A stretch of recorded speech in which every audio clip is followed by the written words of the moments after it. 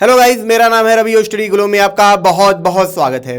अगर मैं आपसे एक सवाल पूछूं कि दुनिया में कितने लोग हैं जिनके पास हाथ पैर नहीं है, कभी कभी किसी एक्सीडेंट में उनकी आंखें चली जाती हैं, उनके जुबान चले जाते हैं और उसके बावजूद उन्हें पूरी ज़िंदगी भर वैसे ही जीना पड़ता है, वैसे ही विकलांग जीना पड़ता है। लेकिन दोस्तों, वैज्ञानिकों ने कुछ ऐसा किया है जिससे ये संभावना बढ़ गई है कि आने वाले वक्त में जिनके पास हाथ नहीं है, पैर नहीं है, या जिनके हाथ पैर उन्होंने किसी घटना में खो दिए हैं, वो फिर से उसे वापस पा सकते हैं।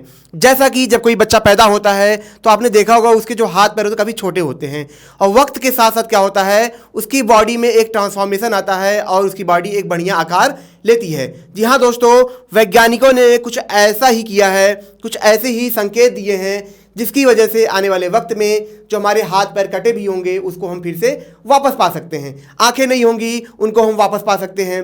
जैसा कि मैं आपको ये भी बता दूं कि इस पे लगातार शोध चल भी रहा है, वैज्ञानिक इस पे काम कर रहे हैं। लेकिन जो सबसे बड़ी चुनौती यह थी कि हम जैसे कोई चीज़ कट गई, हाथ कट गया है या पैर कट गया है, हमको वो आकार, जैसे वो फिंगर्स हमको वापस मिल जाए, इसमें प्रॉब्लम हो रही थी। हड्डियाँ तो बन जा रही थी, बट जो हमारा इनिशियल फॉर्म था उस फॉर्म में आने के लिए चीज़ें नहीं हो पा रही थी।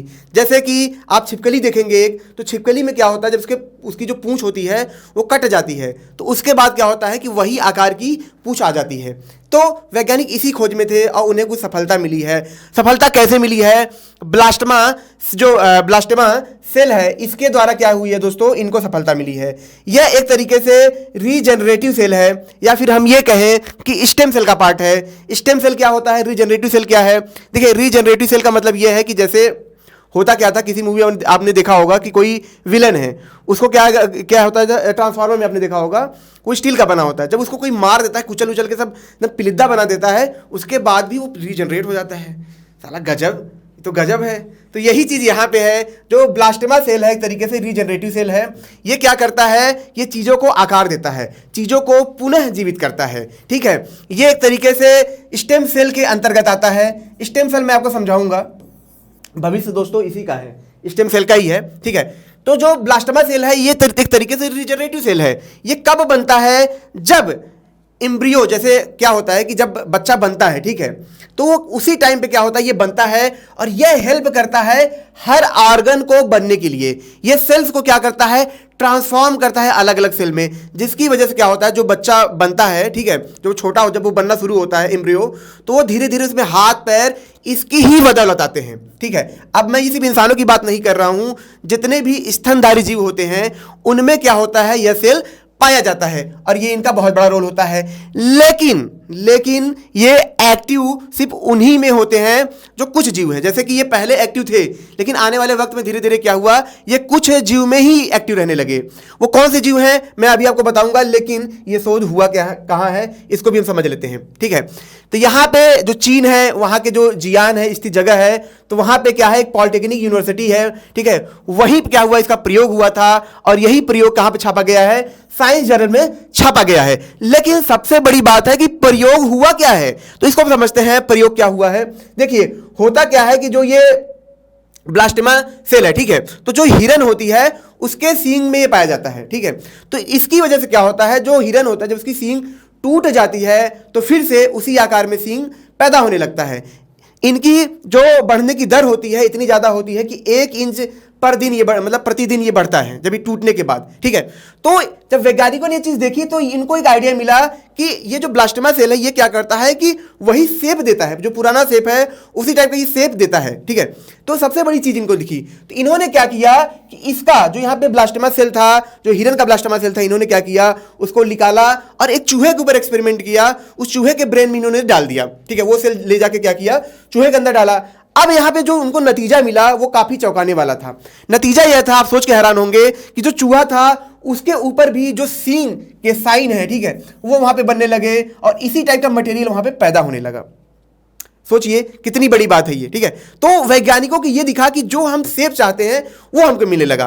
अब आपको जानकर थोड़ी सी हैरानी और भी होगी। ठीक है, क्योंकि एक जीव होता है सैलेमेंडर करके है, ये समुद्र में पाया जाता है। ठीक है, इसकी खास बात क्या है, इसकी खास बात दोस्तों ये है कि यह सेल इसके अंदर ही पाया जाता है और साथ ही साथ जो नॉर्मल छिपकली होते हैं उसमें क्या होता है कि उनकी जब पूंछ कट जाती है तो पूंछ वापस आती है, लेकिन इसके साथ कुछ और है, इसकी पूंछ तो वापस आ ही जाती है, जैसा आप यहाँ पे देख रहे हैं, यही जीव है, पूंछ तो वापस आ ही जाती है। अगर इसकी रेटिना है, अगर रेटिना खराब हो जाए तो वो भी वापस आ जाती है। साथ ही साथ अगर इसके आंत को आप खराब कर देंगे तो भी कुछ वक्त के बाद यही जो ब्लास्टोमा सेल है वो उसको रीजनरेट कर देगा और नया आंत बना देगा।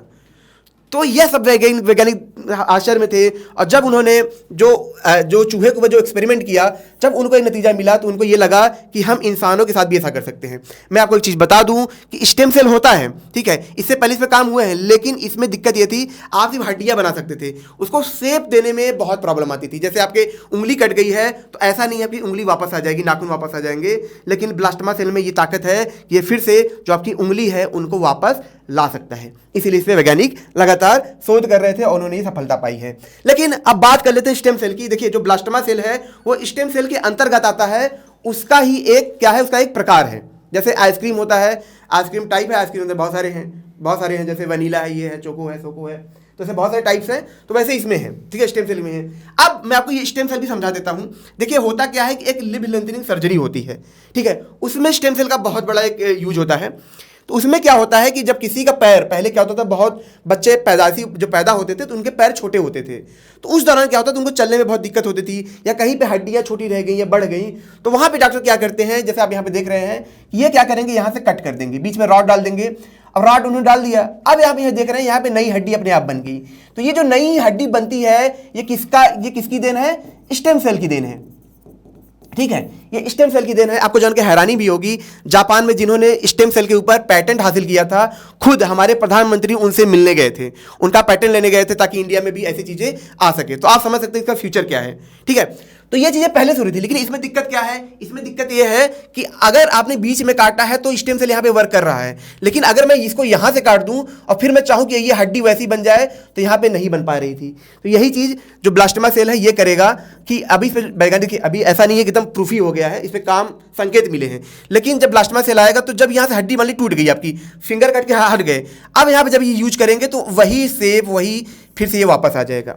तो सोचिए कितना बड़ा चमत्कार होगा, और आने वाले वक्त में दोस्तों ये होगा ही होगा, ठीक है, क्योंकि देखिए भविष्य सुनहरा है, जाहिर सी बात है, विज्ञान तरक्की करेगा तो ये चीज़ें होंगी ही होंगी। एक चीज़ मैं आपको ये भी बताना चाहूँगा, स्टेम सेल का जो फ्यूचर है वह बहुत बड़ा है, बहुत बड़ा है। आपको जान के हैरानी होगी, जो आर्टिफिशियल मीट आज के टाइम पे बन रहे हैं, स्टेम सेल की बदौलत बन रहे हैं, रीजनरेटिव सेल की ही बदौलत बन रहे हैं। तो इससे सोचिए कितनी बड़ी समस्या हम सॉल्व कर सकते हैं। हम किसी जानवर को मारे बिना हम मीट को कंजप्ट कर सकते हैं, खा सकते हैं। तो मीट की भी एक समस्या बहुत बड़ी सॉल्व होगी, क्योंकि आपको पता है जब हम जानवरों को खाते हैं तो उसमें क्या होता है कि हमको बहुत सारी बीमारियां भी आती हैं। तो स्टेम सेल एक बहुत बड़ा रोल पैदा कर रहा है। मैंने कहा ना कि स्टेम सेल ही फ्यूचर है। आने वाले वक्त में आप देखेंगे स्टेम सेल का बहुत बड़ा रोल होगा, और जो सबसे बड़ा रोल होगा वो है ब्लास्टोमा। नाम भी है ब्लास्ट करने वाला, काम भी है ब्लास्ट करने वाला, ठीक है दोस्तों। तो दोस्तों छोटा सा लेक्चर था, अगर ये आपको अच्छा लगा हो जैसे लाइक करें, कमेंट करें, शेयर करेंगे तो ऐसे लेक्चर आपको बार बार मिलते रहेंगे। मिलते हैं नेक्स्ट लेक्चर में। Thank you so much.